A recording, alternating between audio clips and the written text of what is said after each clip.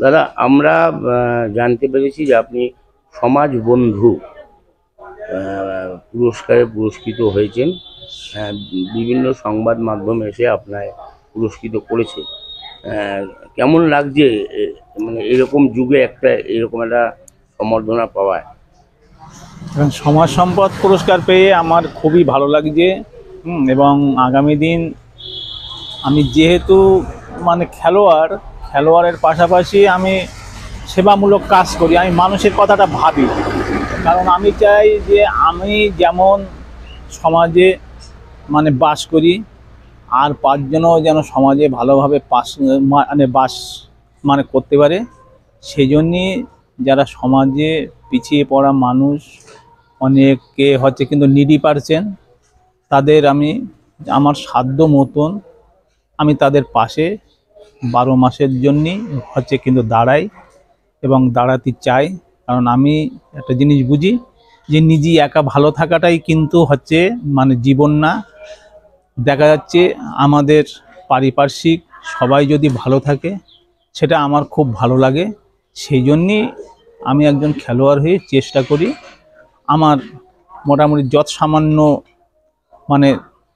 আয়ের থেকে কিছু তাদের পাস যদি ব্যয় করতে পারি, আমার সেটা ভালো লাগে। এই কাজগুলো আমি করলে আমার কিন্তু মানসিক একটা স্যাটিসফাই থাকে আমার, সেই জন্যে আমি এই কাজগুলো করি। দাদা, আমরা দেখেছি বিভিন্ন খেলোয়াড়, প্রতিষ্ঠিত খেলোয়াড়রা কলকাতায় যারা খেলে, কলকাতার মাঠ যারা দাপিয়ে বেড়ায়, তারাও একজন খেলোয়াড়। আরও প্রচুর অ্যাথলেটিক আছে তারাও, কিন্তু তারা শুধু খেলোয়াড়ই। মানবিক মানুষের যে মানবিকতা বা মানবিক দিকটা দিন দিন যে হারিয়ে গেছে, কিন্তু আপনার মধ্যে সেই মানবিক দিকটা উজ্জ্বলভাবে প্রকাশ পায় এবং মানুষের সুখে দুঃখে আপনি সবসময় পাশে দাঁড়ান। কি বলবেন? আমি একটা জিনিস বিশ্বাসী, আমি স্বামীজির মতাদর্শে বিশ্বাসী। স্বামীজি বলেছিলেন যে জীবে প্রেম করে যে সেবিছে ঈশ্বর। আমি সেই জন্যে মানুষের সেবার মধ্যে ঈশ্বরের খুঁজে পাই।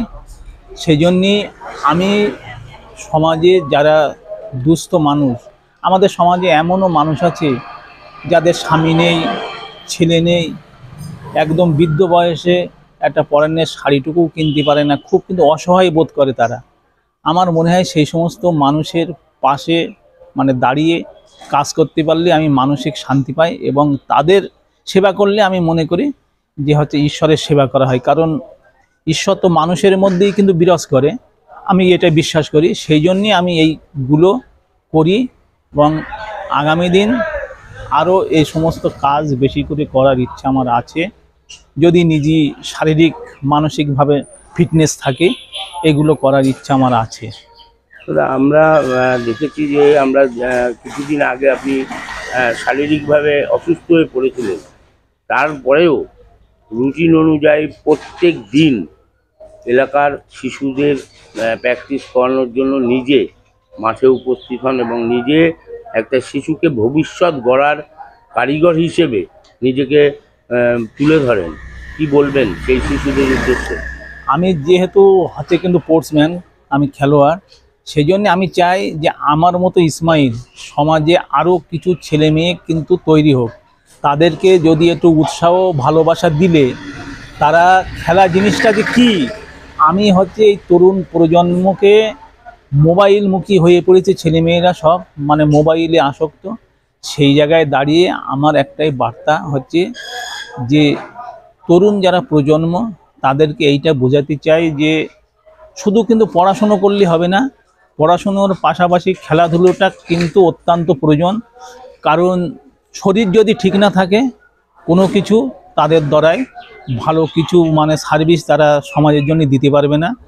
তাই আমি আগে মনে করি সবার আগে শরীর, কারণ শরীর ঠিক থাকলে তার কাছ থেকে দেশ সমাজ অনেক ভালো কিছু পেতে পারে।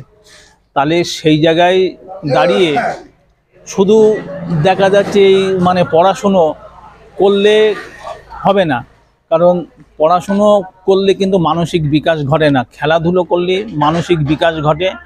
খেলাধুলোয় মানুষের কিন্তু চরিত্র গঠন করে স্বামীজিও এক জায়গায় বলে গিয়েছিল সারাদিন গীতা পাঠ করার চেয়ে বিকেলে গিয়ে ফুটবলে লাথি মারা লাভ আছে। কারণ উনি বুঝেছিলেন যে মানুষের শরীর যদি ঠিক না থাকে তা সে মানুষের দ্বারাই ভালো কিছু হবে না। আজকে আমাদের মা বাবারা অনেক স্বপ্ন দেখে, আমাদের সমাজে এটা একটা চিরাচরিত কিন্তু প্রথা যে ছেলে বা মেয়ে 5 থেকে 6 বছর বয়স হলে তাদেরকে স্কুলে পাঠানো হয়। উদ্দেশ্য কি?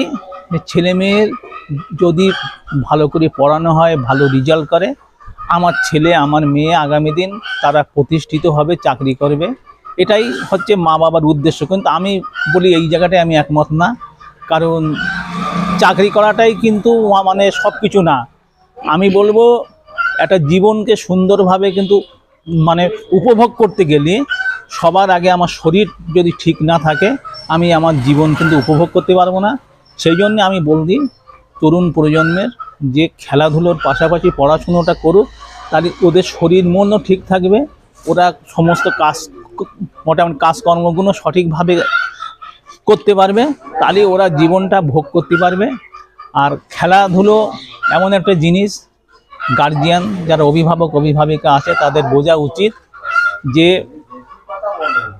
পড়াশুনো করলে শুধু কিন্তু ইনকাম করা যায় এটা না, খেলাধুলো ভালো রেজাল্ট করলে দেখা যাচ্ছে পড়াশুনো করে একটা ভালো চাকরি পেলে তার যে হচ্ছে স্যালারি হয় তার 100 গুণ 200 গুণও খেলার থেকে আয় করা যায়, এমন নজির আমাদের দেশে বহুত আছে।